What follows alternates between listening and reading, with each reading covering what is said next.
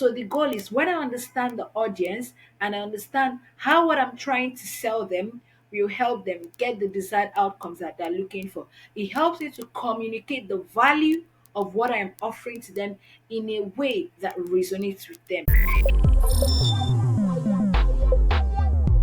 Hello, this is Scrubs Unzipped, and I am your host, Anne Marie.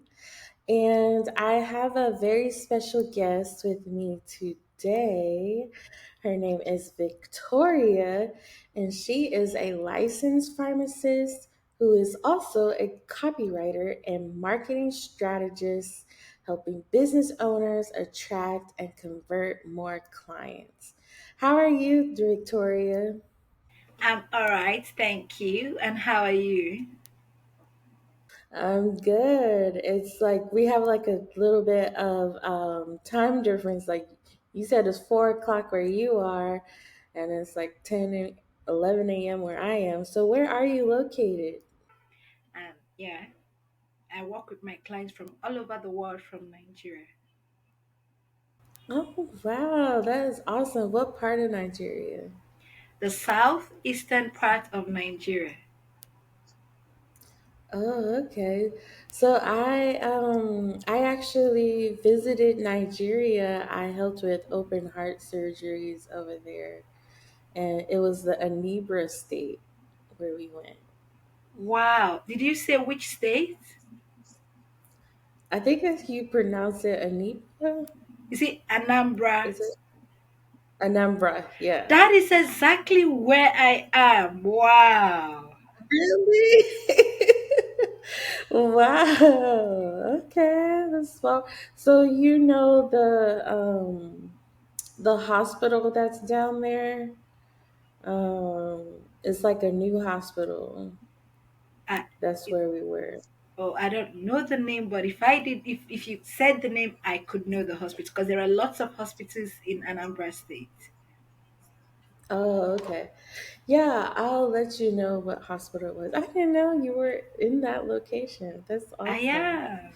So, so tell me about your licensed pharmacist. So, what made you want to go into pharmacy?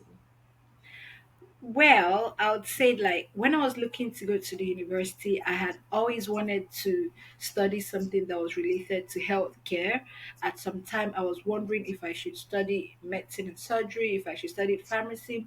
I ended up applying to an international school and getting admission to study pharmacy. And I thought about it and I decided to accept it. And so far, it has been good. So, how long ago did you start? Did you like graduate from pharmacy school? Okay, so I got my PharmD degree January 2021. So it's about January 2020. It's about 4 years now. Oh, wow, that's a long time. So, do you do the pharmacist work and also copywriting work at the same time? Well, initially I was doing both of them at the same time. I was working in a hospital, but currently I do have a community pharmacy store, but I'm not working there actively. Instead, I have other people who work for me there while I solely focus on my copywriting and marketing strategy business. Oh, so what made you transition from being a pharmacist to doing copywriting? I would say for me, it was actually flexibility. When I was working at the hospital, I was an intern pharmacist, and then I had to do sometimes morning shift, afternoon shift, night shift. It was really stressful. And I remember I was expecting a child at the moment, and it wasn't really easy having to like juggle all of them. Then I started looking for what else can I do that I am interested in that can also be an optional career that I can go into without always having to show up and face patients and all of that. And because I have always loved writing, because even before I got into copywriting in 2020, I remember I worked on two different publications for the International Federation of Pharmacists. So I started looking into writing online, and then I came across copywriting. I took courses, coaching, and here I am. So that was it. Wow. So can you explain for the audience like what is copywriting? Like what is it? So copywriting is basically selling with words. Any marketing asset or sales asset that you're putting out there because you want people to take action. It could be to join your email list, it could be to join your coaching program, it could be to book a consulting session with you, it could be to download a software you have built. Any marketing or sales asset that the goal is to get people to take action that will directly or indirectly impact your revenue. That is what copywriting is. Awesome. Yeah, so copywriting can be very important and it helps people take action with words because sometimes you're trying to sell something but you don't say it right, so you kind of like turn the person off and you're not catering to the message that will get people to take action. So, how do you do that? How do you speak the customer's language so that they're more willing to buy from your clients? So with every new copywriting project that I get, what I do is I do research. I want to know what do they really want, what are their pain points. If a client is trying to maybe market a service or a product, I want to research the audience that the client is trying to speak to. I want to know what their problems are, what their pain points are, what their desired outcomes are. What do they really want? How would it make their lives better? How would it make them feel? What is stopping them from getting what they want? Then I would also study the product or the service. What makes it a good choice for them? What makes it a choice that is better than any other options out there? So I also study what the competitors are doing so that I can understand what makes this particular service or this particular product stand out from other options out there. So the goal is when I understand the audience and I understand how what I'm trying to sell them will help them get the desired outcomes that they're looking for. It helps me to communicate the value of what I'm offering to them in a way that resonates with them, in a way that makes sense for them to want to spend their money on it, and then communicate it in an emotional and empathetic tone that would actually drive them to take action. Awesome. So you do the research and you gather data to to formulate the selling with words. Is that kind of like where you're coming from? Like you Yeah, gather data, you do market research. yeah. That's kind of what Okay. I do. Sometimes I have to maybe check out forums, I see what they're complaining about. Sometimes I have to interview people that fit into their target audience. Anything at all to really help me understand the market, the product, and the best way to communicate it to them. Awesome. So how has your background in pharmacy helped you become a better copywriter? So I would say that my background has really played an important role because I used to do a lot of research as a pharmacist. I have different publications that I have done. Let's say like I had to do a lot of research when I was working on my thesis project. I had to do a lot of research when I was working on different publications for the FIP, that's the International Federation of Pharmacists. I also had to do a lot of research when I was creating content for the International Federation of Pharmacy Students when I was still a part of them. So that's one. Those research skills, the ability to find data and to interpret it and make it make sense. And then another thing is also that it has always come easy for me to communicate complex information to people in a simple way, because I remember having to do patient counseling as a pharmacist and even participating in a patient counseling competition and coming out as the first runner up worldwide. So all of those skills, my research skills and my ability to communicate complex information in a simple way, to maybe people that do not have expertise in that area has really helped me as a copywriter. Wow. So I didn't realize that pharmacy, you have to do so much research. Is it like the medications, like and the drug interactions where you do the most research? Like what, like in America, like there's a whole lot of like the medical and the drug industry, they call it like farm industry. So like, is it the same in Nigeria? Yes, and it depends on where you're working. Like just like different medical fields, there are community pharmacies, there are hospital pharmacies, there are industrial pharmacies. So it depends on where you're working. There are research and regulatory pharmacies. So it depends on what role you have. So when I did the most research was actually when I was working remotely with the International Federation of Pharmacists. So I had the supervisor and I was helping to create two kits for pharmacists. One was a toolkit on nutrition, another one was a toolkit on medicines, reconciliation, something in that line. So it really depends on what role you have. And some roles require a lot of research. I have also done some of that research on medicinal plants and like how they compare and contrast to conventional therapy. So it depends. Oh, okay. So, were you working full time as a pharmacist and then you caught the copywriting bug, or were you doing them simultaneously? Well, I was working full time at the time that I caught the copywriting bug. And then I was, like I would have my day job, my 9 to 5, or maybe when I have shifts. And in the little free time that I had, I was consuming courses and all of that. And then I started getting clients even while I was still working full time. And in my free time, I could have like maybe 2 to 3 hours per day that I dedicate to working on the client projects that I did get.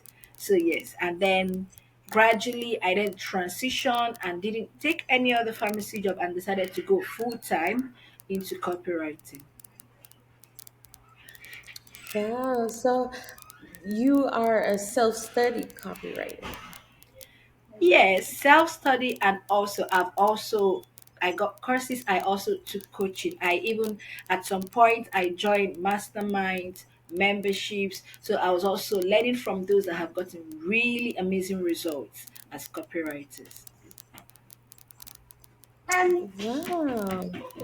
So, you had to balance at one point your career in pharmacy and also your copywriting business. How did you balance that? Sorry, you said how I balance when I was working as a pharmacist and then when I was working as a copywriter. Is that what you asked? Yes. Well, it wasn't the easiest thing for me to do because I remember not having enough time. But then I only told myself, even if I can get 30 minutes to 2 hours a day to work on getting better as a copywriter. And then from there, when I did get clients projects, I would just create time for it. What I did is I tried not to take on too many projects at the time so that I wouldn't stretch myself too thin. So I really think it's about time management.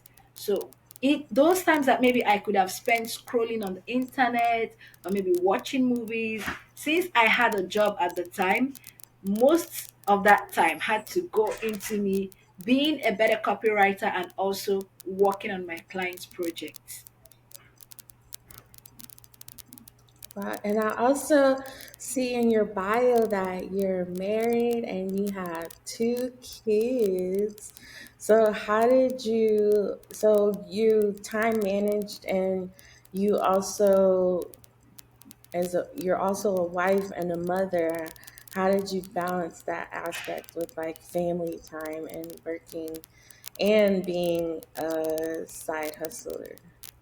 So initially, one of my biggest challenge with doing that was actually, like that bit, feeling of overwhelmed, feeling overwhelmed and then sometimes feeling burnt out and all of that. So one of the things that I did, I had to outsource some of the things that were not in my zone of genius.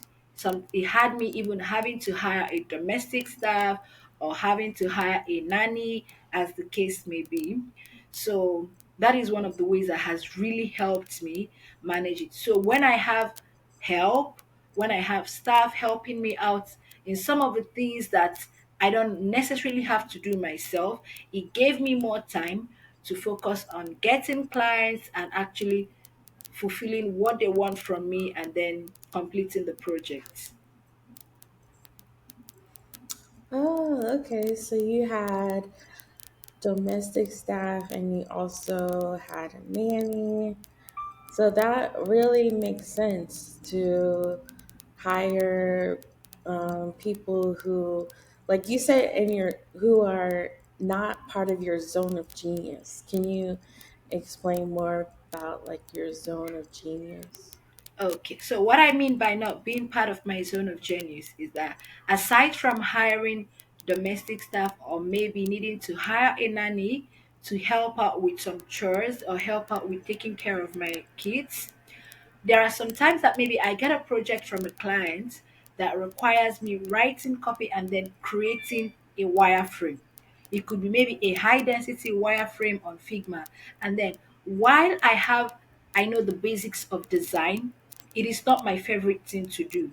And instead of me having to waste so much time doing the design, I write the copy, and if it is not against my agreement to the client, then I would get a UI UX designer to help me out with the Figma wireframe. So that way, instead of wasting hours, time, and energy working on something that is not clearly my strongest point, I focus on what's my strongest point and then I pay someone else to work on that one. There's so many different jobs in marketing and design and all of those things. So what inspired you about copywriting to start copywriting and not like be a closer or any like a salesperson? Yeah.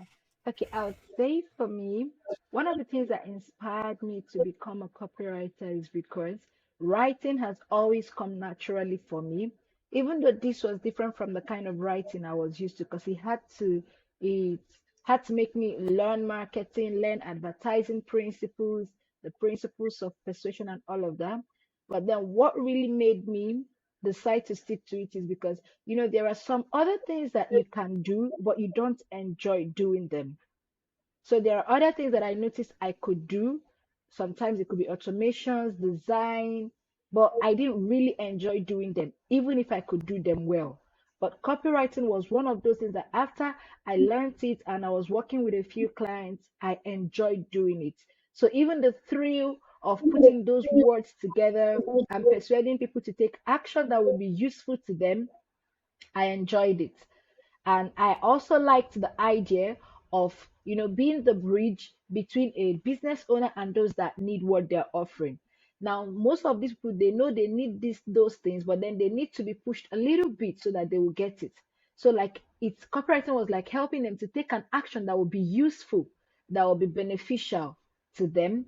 And it also meant helping the business owner to impact more people and to make more money. So it made sense to me, and because I loved writing, it was an easy choice. Wow, that is so awesome. I also love writing as well, and it's just so like there's like a freedom to put what's inside of you and write it on paper. Like I just published a book, and I was just like so excited. So when you write, so I will review like what you said when you do copywriting, you you research the topic and you research the business so that the people who will see the copywriting will be moved to take action. Is that correct? Is that how I'm understanding it? Yes, yes. If maybe if I'm writing about a service, about a program, whatever the case may be. The goal is to write so that the people will be convinced to buy or to test it, depending on what the goals of my clients are. So, what in what cases can you use copywriting as an employee where you're not it's not a side hustle, but you want to use it in your business? Because I have other healthcare workers who they may want to start a side hustle in copywriting, or they may want to keep their main job and use copywriting in their job. So how can they use that skill? Hmm. If I understand your question, I would say, as an employee, copywriting is basically about the principles of persuasion, getting people to take action. So if you're able to maybe learn how to get people to do what you want them to do as long as it is ethical, you can even use copywriting to negotiate a raise. You can use copywriting to negotiate a promotion. You can, if you're able to know how to use words in a way that communicates what your ideals are in a way that is mutually beneficial to both you and the person that you're communicating with, that's a great way to use it. And then also, if you're an employee that maybe you're building your own business by the side and you're trying to get more clients or maybe get more customers, you can also use copywriting skills to put yourself out there to sell what you have, or maybe you're growing an email list, whatever the case may be. Copywriting is basically how you can use words to persuade people to take action. That is so awesome. And I want to touch on how you said you can negotiate a raise. Like, can you give an example of what someone could say if they were a pharmacist and they've been working there for about 5 years, and they've been managing people, but they're not getting paid to manage people. So can you do, like, I know it's like off the top of your head, but just an example. Okay, so on a random note, I would say in the email that they are going to write, they are going to talk about their expertise and their experience. It helps to establish their authority and their credibility so that it gives whoever they are communicating with why you, why should we choose you, what is so special about you. Then they can also go on to tell them how giving them that raise or maybe giving how what the person the pharmacist can also tell the employer why the company should give them that raise or that promotion and how it will make the company better. It could be, if you give me this raise and I am happier, it will improve my productivity and then consequently improve the outcome for the company. Then another thing is that, so the person is trying to state what is in it for the company. Why should they improve your rates? Because for every business owner, for every employer, they are not just bringing you on because they want to do you a favor. It's because they think that you are valuable to their business. So you have to be able to communicate the value you bring and then make a case for it by explaining what makes you credible, why they should choose you, and then, of course, telling them how maybe on the long run, directly or indirectly, it would be useful to their business. All right, that is awesome. And so you work in Nigeria and you have a very good English. You speak English very well, and I know that you know other languages. So how do you copyright in different languages? Well, I do copywriting solely in English language because here in Nigeria, why there are so many languages in Nigeria, English is our official language.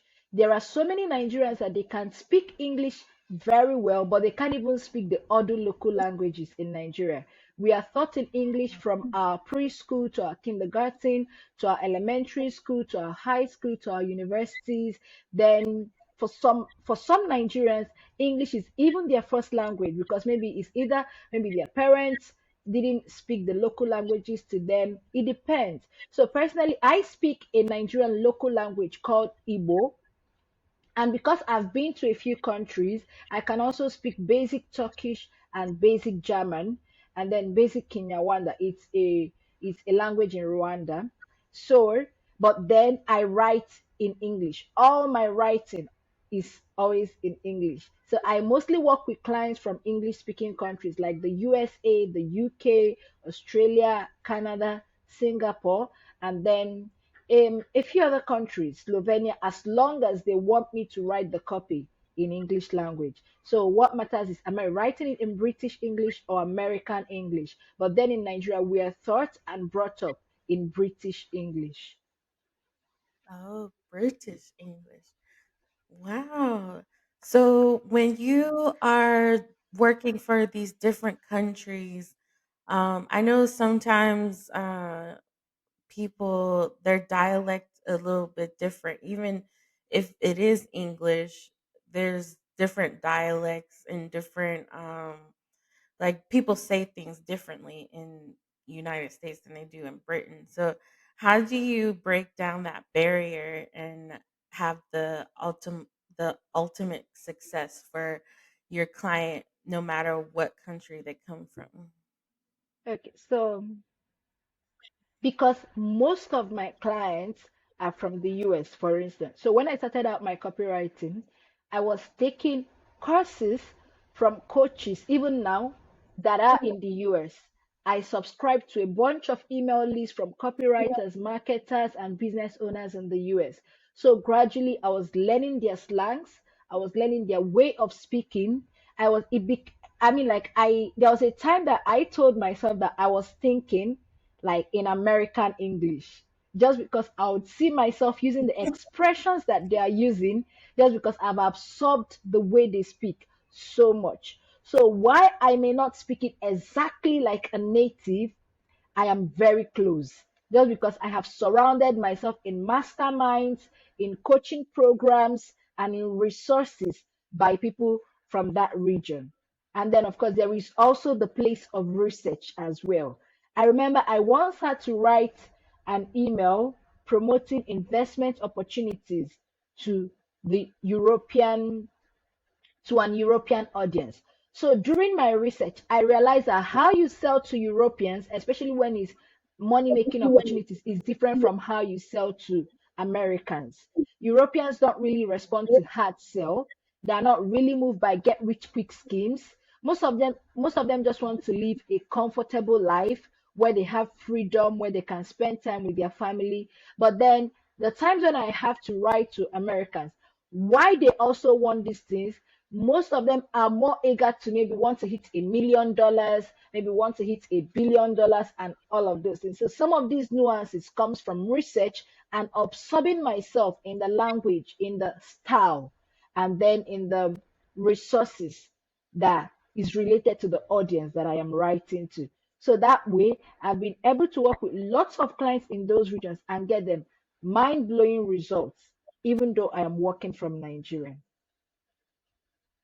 Wow, that is amazing. I applaud you for doing the research, and I can tell that you're very thorough.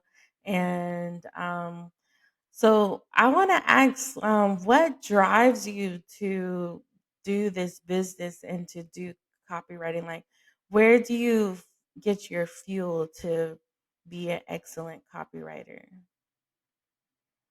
One, I would say that naturally, even as a pharmacist, I've always had an unrelenting drive to be excellent in anything that I do. That's why even as a pharmacist, I participated in competitions and I came out among the top. I would always put my very best foot forward to anything that I do. So for me, one is, why did I become a copywriter in the first place? Aside from wanting to help business owners to get more clients, I also wanted to have freedom, location freedom. I wanted to have time freedom that a regular 9 to 5 wouldn't give me. And I also wanted to make money. It started by wanting to make money on the side, but then when I saw the potential with copywriting, I had to go all in. And I can tell you, I haven't regretted it. So when I asked myself, what is my why? I also wanted something that would give me the ability to be there for my children instead of maybe always having shifts and all of that, and be there for my husband as well. So when I think about my why, it motivates me to always want to be the very best so that it will come to a time that I'll be the go-to person in my industry as a copywriter. The business owners that hire me, they will find value for hiring me, and they would have a return on investment that supersedes whatever amount of money that they invested in hiring me in the first place. So when I think about all these factors, that is what drives me. So it's more like coming from a sense of purpose of doing something that I really enjoy in a way that is beneficial to me, my family, the business owners, and of course, also in glory to God as well. Awesome. So, how can someone who is working in healthcare, how do they find their passion? Like, you don't really have to make like, is it like, do you have to make money from your passion, or is there, how do you find like what you want to do besides being a healthcare worker? I would say when it comes to finding your passion, it's not always a must that you must make money from your passion. I think if you already have something that is creating income for you that you're satisfied with, that is giving you the kind of life that you want, then ask yourself, this is one of the questions that I ask myself. What would you do if you would never fail? What would you do even if you would never get paid for it? Aside copywriting, there are other things that I do. I'm not doing it for the money. I'm not worried about getting paid for it. I don't even want to get paid for it. So there is that. So that's one thing to ask yourself. And then, if your passion is something that would also make you money, for instance, I've always loved writing. I write for leisure. I write as a way, I mean, writing is like therapy to me. When I am overwhelmed, when I am happy, when I am sad, I write. It's a way for me to pour out how I'm feeling and all of that. So, copywriting, as I said, it was an easy choice because I've always been passionate about writing. But what if your passion is not able to make you money? Let's say your passion is volunteering for non-profits. Then find something else that will make you money so that you can pursue your passion without becoming frustrated, because we all need money to survive. Or you can do something that gives you money, and then when you have enough to get by, you can now you cannot make a pivot to your passion. So I'll just say, what would you do if you would never fail? What is it that maybe when you're doing it, you're not worried about maybe Mondays? The thought of it doesn't leave you in dread. When you really look inwards, you assess your skills, you assess your experience, you assess the interests that you have, like the things that gets you excited. You can actually identify some of the things that give you joy. And in that intersection lies something that you're passionate about. So now the decision would be, should I do this solely? Yes, if it will also make you money. But if it won't make you money, you can be doing something that makes you money on the side and then use your free time for your passion. Wow. Yeah, because I have my passion is this podcast and interviewing other people and other healthcare workers about their side passions. So, like, I like building relationships with healthcare workers because, as a respiratory therapist, like I hear these stories when we're when I am on a 12-hour shift, and I just hear about all these things that healthcare workers have that you wouldn't even notice because we're so like busy going from day to day and giving people their medication and taking care of sick people. So I started this podcast so that I can get like a little peek inside the other side of healthcare workers and what it means to be human, basically. Wow. I love that. And I really think that's interesting. I love to listen to podcasts as well. So I think it is something really beautiful. Thank you. So, is there anything else you want to leave with the audience? Um, uh, what what industries do you work with for copywriting if someone wanted to hire you? Okay, so I actually work with different industries. I've worked with healthcare companies that are certifying doctors and physicians. I've worked with startups. I've worked with software companies. I've worked with high ticket coaches and consultants. I generally work with experts and entrepreneurs that are looking to put out their message out there. It could be in form of a course, it could be in form of a coaching program, it could even be a product that they want to put out, but they don't have the time, the energy, the expertise, or the team member to help them to do that. I work with them. Okay. And I just thought about this question. What do you think about using AI for copywriting? Oh, Artificial yes, I intelligence. think AI is really good for doing research and maybe having some parts of your first draft. When AI became started becoming widespread a couple of years ago, I was one of those copywriters that was living in denial. But then when I decided to drop my bias and then explore AI more and see the potential, I even joined some premium AI training. And I mean, like what I discovered was really awesome. I saw that AI had great potential. Of course, AI works best in the hands of a great copywriter because it helps you to know when AI is giving you something good or something that is not good. And then you can also edit it and infuse the human emotion and all of that. But then for kickstarting your copy or for doing your research, AI can be useful. Ah, okay. So do you think AI will take over copywriting and people will use AI instead of actual copywriters?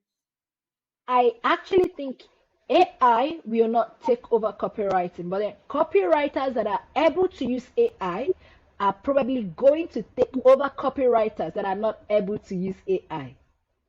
Because that way they can work with more speed, they will be more useful to whoever hires them. So, yes, that's what I think. But AI Ah, in itself won't take over copywriting because it takes someone to be able to apply AI correctly. mm. Yeah, because sometimes you have to know like what the result is the AI is giving you, and you have to make sure that this is good work because it be giving you random stuff and you're like, that's not what I asked for. Yeah. Yeah. So if you what other things do you want to leave with the audience? Do you have anything coming up? Is there any way we can support you? I would only say, I would say if there is something you have always wanted to do and you're sure you want to do it, don't let fear hold you back. Take that leap. Summon the courage to do what you have always wanted to do, but have an exit plan. It doesn't mean you should jump into it without planning for it, but fear shouldn't be the reason you're not doing it.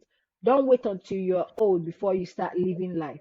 And how you can support me, refer people to hire me for my copywriting services, follow me on my social media platforms and just engage with my posts. And if you know anyone that do need my services, send them my way. Thank you. Awesome. Well, thank you so much, Victoria, for taking the time to discuss your passion of copywriting. And I'm so glad to have you in the hall of interviewees. Thank you so much.